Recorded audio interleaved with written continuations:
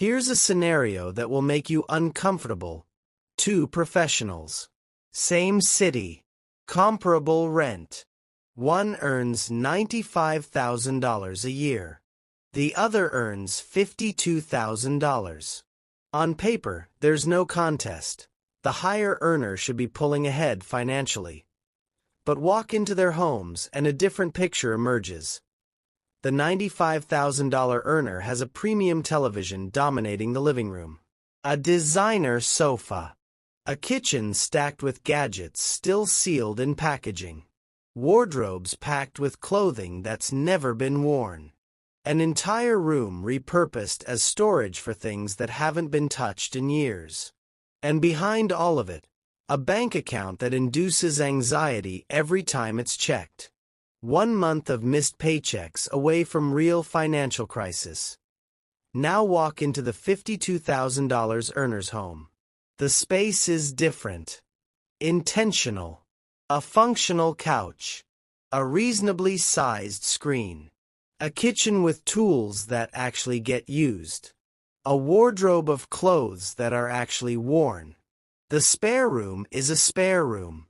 And behind all of it, 18 months of living expenses saved, and 20% of every paycheck automatically invested. Same neighborhood. $43,000 less in annual income. Nearly 10 times the financial stability. This is not a story about income. It's a story about a financial principle that most people never learn, and it's costing them everything. Welcome back. Today we're breaking down the Minimalist Money Framework. Specifically, the rules that separate people who consistently build wealth from people who consistently wonder where their money went, regardless of what they earn.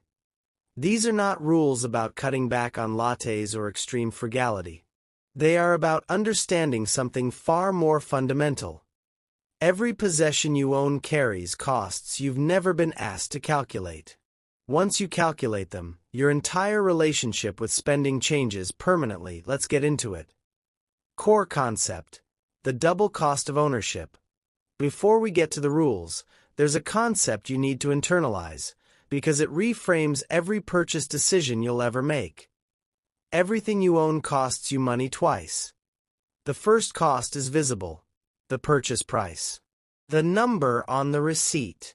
You see it, you feel it, and then you move on. The second cost is invisible, and it's often larger than the first. Consider the home gym. You spend $1,200 on equipment. That's the first cost. But that equipment occupies roughly 20 square feet of your home. In most urban markets, residential space runs $30 to $50 per square foot annually in implicit rent. That's $600 to $1,000 per year, just for the space it occupies. Add maintenance, insurance, and the mental overhead of owning something you feel you should be using, and the second cost dwarfs the original purchase, or the recreational boat. Industry data consistently shows annual maintenance running approximately 10% of vessel value. A $30,000 boat costs $3,000 a year to own before you ever take it on the water. Then there's opportunity cost. Every dollar tied up in depreciating possessions is a dollar not compounding in the market. A $15,000 home gym setup, invested instead in a diversified index fund, becomes $50,000 or more over 15 years. You didn't just buy equipment. You traded future financial freedom for it. When you add purchase price, storage costs, maintenance, mental burden, and opportunity cost, many possessions cost more to own than they cost to acquire. The price tag is just the entrance fee. That's the framework. Now here are the rules. Rule 1. Calculate cost per use before every purchase. This single calculation will eliminate the majority of poor purchasing decisions you'd otherwise make. Before buying anything, estimate how many times you'll realistically, not optimistically, use it. Divide the total cost by that number. That's your cost per use. It's the only honest measure of value. $200 jacket worn twice costs $100 per use. A $400 jacket worn 200 times costs $2 per use. The more expensive item delivers dramatically better value by any rational standard. Apply this to impulse purchases, and the math becomes sobering immediately. A $300 kitchen appliance used twice a year costs $150 per use in year 1. A $30 tool used weekly costs under 60 cents per use in the same period. But the calculation also validates high-value purchases. A quality mattress used every night for a decade often comes in under 60 cents per use. A premium espresso machine used daily likely costs less per use than any cafe alternative. The math cuts through marketing language, emotional appeal, and social pressure. It reveals what actually makes financial sense, and what just feels appealing in the moment. Rule 2. Apply the replacement test to everything you own. This is the audit your financial life has been missing. Walk through your home and look at each item you own. Ask one question: if this disappeared today, would I spend money to replace it? Be honest. Would you actually purchase another bread maker? Another fondue set? Those clothes untouched for 18 months? For most items in most homes, the answer is no. They exist through inertia. Not because they deliver value, but because removing them requires a decision that never gets made. These items have negative financial value. They consume space, which costs money. They consume attention, which costs cognitive bandwidth. They consume time in the form of organizing, cleaning around, and managing things you don't actually want. Items that fail the replacement test should be removed, sold, donated, or discarded as appropriate. The process feels uncomfortable for about 30 minutes and then deeply clarifying. Rooms become usable. Decisions become simpler. Cleaning becomes faster. You know where everything is because everything that remains has a purpose. Rule 3. Never upgrade out of boredom. There is a specific pattern I see repeatedly among high earners who have nothing to show for their income. They upgrade things that work perfectly, not because those things have failed, but because they've grown accustomed to them, or because newer versions exist. The television has excellent picture quality, but a newer model has marginally better contrast. The phone makes calls and runs every required application, but a new release launched last month.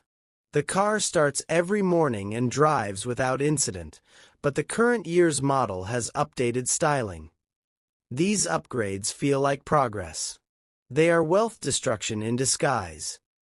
The average consumer replaces a functional smartphone every 2 to 3 years. Across a 30-year period, that pattern represents $30,000 to $50,000 in entirely unnecessary spending on a single product category. Applied across all categories where upgrade culture operates, lifetime waste easily exceeds $200,000. The rule is straightforward. Never replace something that fulfills its function. Boredom is not malfunction. The existence of newer alternatives is not malfunction. Actual failure to perform its required task is malfunction. Everything else is marketing, convincing you to solve problems you don't have. Rule 4. Engineer your environment for saving, not spending. Human behavior follows the path of least resistance. This is not a character flaw, it's psychology. Design your financial environment accordingly. Spending friction means removing stored payment information from online retailers, instituting a mandatory 24-hour waiting period before any non-essential purchase, deleting shopping applications from your devices, unsubscribing from promotional emails, and avoiding retail environments without a specific purchase intention. Saving ease means automatic transfers to investment accounts executed on payday before discretionary funds become Accessible, maintaining minimal balances in easily spent accounts and treating savings contributions as fixed obligations, not optional decisions made with whatever remains. These structural changes outperform willpower by a significant margin. Willpower is a depleting resource. It weakens under stress, fatigue, and emotional pressure, precisely the conditions that trigger impulse spending. A well-designed environment removes the decision entirely. Research on the 24-hour waiting rule consistently shows it eliminates roughly 70% of impulse purchases. The desire for most objects fades within a day when it isn't acted upon immediately. That's the psychology working for you rather than against you. Rule 5. Count your possessions by category. This practice sounds excessive until you do it. Then it becomes one of the most clarifying exercises in personal finance. Pick a category. Count how many items you own within it. Write the number down. Most people significantly underestimate what they own. They guess 15 shirts and find 42. They estimate 8 kitchen gadgets and uncover 26. The numbers, when confronted directly, produce a visceral reaction, because the accumulation happened gradually and invisibly. Once you have the numbers, set thresholds. Perhaps 30 items of clothing total. Perhaps a strict one-in one-out policy across all categories. These constraints transform purchasing from a passive habit into a conscious decision. When you know you own 42 shirts, buying another requires acknowledging you'll own 43. The logic of the purchase changes. The friction is productive. Rule 6. Rent or borrow before committing to ownership. Most purchases that collect dust in garages and closets followed a predictable sequence. A new interest emerges, enthusiasm drives immediate acquisition, the interest fades, the equipment remains. The solution is to test before you invest. Want to take up camping? Rent equipment for the first 2 or 3 trips. Interested in woodworking? Borrow tools or access a makerspace. Considering kayaking? Rent before purchasing. This approach accomplishes 2 things simultaneously. First, it separates genuine sustained interest from initial enthusiasm, which are very different things with very different financial implications.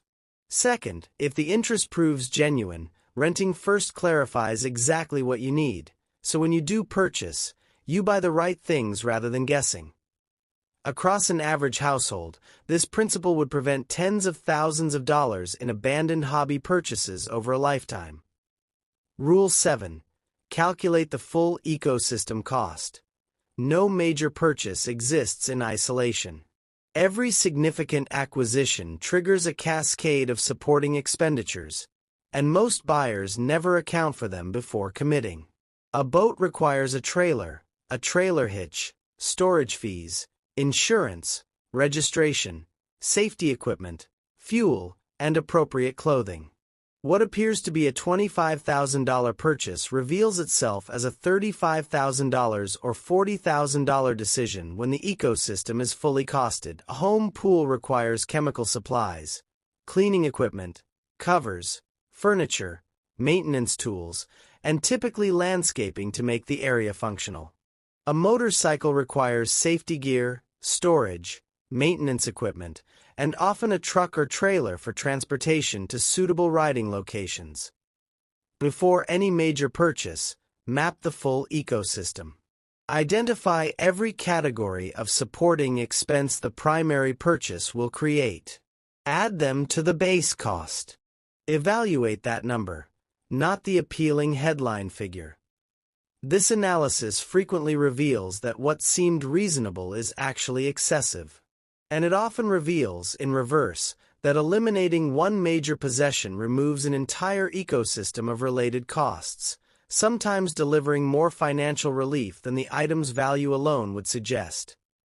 Rule 8. Define enough before you earn more. This may be the most important rule in this entire framework, and it's the one almost nobody follows. Without a defined standard for enough. Income increases are absorbed entirely by lifestyle expansion. The person earning $80,000 upgrades their lifestyle as their income grows to $120,000, then $160,000. At each stage, the new lifestyle becomes the baseline. Financial anxiety persists because the gap between income and expenses never meaningfully widens. The solution is to define enough in advance and hold the line. What size of home genuinely meets your needs, as opposed to what you could afford if you stretched? What vehicle reliably serves your transportation requirements? What level of material comfort constitutes genuine satisfaction rather than status signaling? Write these definitions down. Commit to them.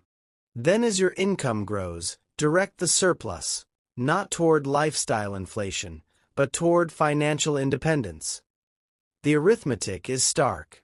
A household that defines enough at $60,000 in annual spending and achieves $150,000 in income directs $90,000 annually toward wealth building. A household that continuously redefines enough upward at the same income level builds almost nothing. Same income. Fundamentally different financial trajectories. The difference is whether enough has a definition. Rule 9. Measure wealth by optionality. The conventional framework measures wealth by accumulation. What you own, what you drive, what your home is worth. There is a more useful measure. Optionality. What choices are available to you? Can you leave a position that's destroying your health without financial catastrophe? Can you take extended time away from work to manage a family situation? Can you pursue an opportunity that offers meaning rather than maximum compensation? Can you retire years earlier than the standard timeline? Can you decline contracts that compromise your values because they pay well? These options represent real wealth. They are only available to people who have built substantial margin between income and expenditure. The professional earning $200,000 and spending $195,000 has almost no optionality. Their income requirement chains them to their current circumstances. The professional earning $80,000 and spending $45,000 has extraordinary optionality. They can absorb disruption, take calculated risks, and make decisions based on preference rather than financial necessity. Every purchase that isn't necessary is a trade. You're exchanging optionality for possession. Sometimes that trade is genuinely worth making. Often, when you evaluate it honestly, it is not. Rule 10. Declutter cyclically, not annually. The most common failure pattern in minimalism. A large-scale purge, followed by gradual reaccumulation, followed by another large-scale purge 2 years later. Net change over time. Minimal. The alternative is cyclical maintenance. A brief weekly assessment of what came in. A monthly review of one specific category. A quarterly evaluation of overall accumulation patterns. Small, regular reviews catch accumulation before it rebuilds to overwhelming levels. They also maintain awareness, which is where the real behavioral change occurs. When you evaluate your possessions regularly, you identify which categories tend to grow, which emotional states drive acquisition, and which marketing tactics are most effective on you personally. Awareness enables prevention, not just periodic treatment. Removing 3 items per week is sustainable indefinitely. Attempting to remove 300 items once per year produces paralysis and avoidance. Implementation. Where to start? Here is a structured starting point. This week, apply the replacement test throughout your home. Identify 10 items you would not replace if they disappeared. Remove them. Notice how it feels. This month, implement the 24-hour rule on all non-essential purchases. Track how many spending impulses survive the waiting period versus how many disappear. The data will be instructive. This quarter, count your possessions in 3 high accumulation categories: clothing, kitchen equipment, and entertainment or media. Set a maximum threshold for each based on what you actually use. This year, define what enough looks like across your major spending categories. Write it down. Refer to it when income increases or social pressure creates temptation to exceed your own standards. Here is something that doesn't get said often enough about the relationship between minimalism and money. It operates in both directions. Owning less creates more financial resources. But building more financial resources also reduces the psychological drive to acquire. A growing investment portfolio and a robust savings balance satisfy the underlying needs for security and status that drive most consumption. When your financial position is strong, the compulsion to signal success through possessions weakens considerably. This creates a compounding cycle in your favor. Spending less produces saving more. Saving more generates security. Security reduces the emotional impulse to spend. Reduced spending accelerates saving further. Each iteration reinforces the next. The reverse cycle is equally self-reinforcing and far more common. Spending everything produces financial insecurity. Insecurity drives consumption as temporary relief. Consumption deepens insecurity. The cycle continues until an external shock forces a reckoning. The choice between these two cycles is not primarily a function of income. It is a function of whether you have defined what enough means, whether you calculate the true cost of ownership, and whether you have designed your environment to make the right decisions easier than the wrong ones. The apartment I described at the start, the one belonging to the $52,000 earner with 18 months of savings, belongs to someone who made that choice. Not through extraordinary income. Through extraordinary clarity. That clarity is available to you regardless of what you currently earn. If this gave you a useful framework, consider sharing it with someone who needs to hear it. And if you haven't already, subscribe. We cover the financial principles that actually move the needle every week.